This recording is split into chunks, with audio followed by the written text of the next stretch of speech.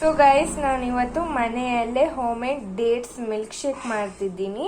So ಇದಕ್ಕೆ ಬೇಕಾಗಿರೋದು 1 glass ಹಾಲಿಗೆ ನಾವು ಒಂದು 10 ರಿಂದ 15 ಖರ್ಜೂರನ್ನ ನೆನೆಸಿಟ್ಕೊಳ್ತಿದ್ದೀನಿ ನಾನಿಲ್ಲಿ.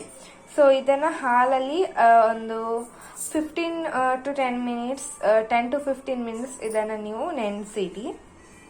ಈಗ ನಾನು ಇದನ್ನ ಮಿಕ್ಸಿ ಜಾರಿಗೆ ಹಾಕ್ತಿದ್ದೀನಿ.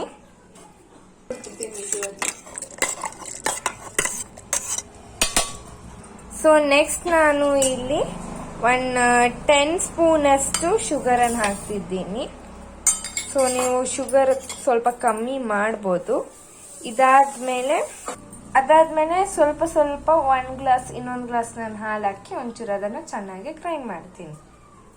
ಈಗ ಇದು ಸ್ವಲ್ಪ ಗ್ರೈಂಡ್ ಆಗುವಾಗ ನಾವು ಇದಕ್ಕೆ ಇನ್ನೊಂದು ಗ್ಲಾಸ್ ಹಾಲನ್ನು ಹಾಕ್ತಿದ್ದೀನಿ. ಸೊ ಈಗ ನಾನು ಈ ಗ್ರೈಂಡ್ ಮಾಡಿರೋ ಜ್ಯೂಸ್ ಅನ್ನ ನಾನಿಲ್ಲಿ ಒಂದು ಬೌಲಿಗೆ ಹಾಕ್ತಿದ್ದೀನಿ.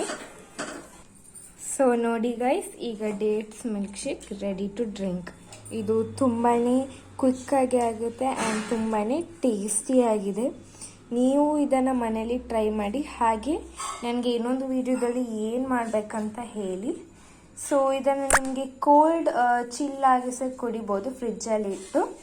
ಸೊ ನಾನು ಇದನ್ನು ಈಗಲೇ ಕುಡಿತಿದ್ದೀನಿ. ಸೊ ಇದು ಹೇಗೆ ಇತ್ತು ಅಂತ ನೀವು ಒಂದ್ಸತಿ ಟ್ರೈ ಮಾಡಿ. ತುಂಬಾ ಟೇಸ್ಟಿ ಆಗುತ್ತೆ ಆ್ಯಂಡ್ ಇದು ತುಂಬಾ ಹೆಲ್ದಿ. ಸೊ ನೀವು ನನಗೆ ಕಮೆಂಟಲ್ಲಿ ಹೇಳಿ ನೆಕ್ಸ್ಟ್ ವಿಡಿಯೋದಲ್ಲಿ ನಾನು ಏನು ಮಾಡಬೇಕಂತ. Okay bye. ನನ್ನ ಯೂಟ್ಯೂಬ್ ಚಾನಲನ್ನು ಲೈಕ್ ಮಾಡಿ, ಶೇರ್ ಮಾಡಿ, ಸಬ್ಸ್ಕ್ರೈಬ್ ಮಾಡೋದನ್ನು ಮರಿಬೇಡಿ. ಓಕೆ ಬಾಯ್.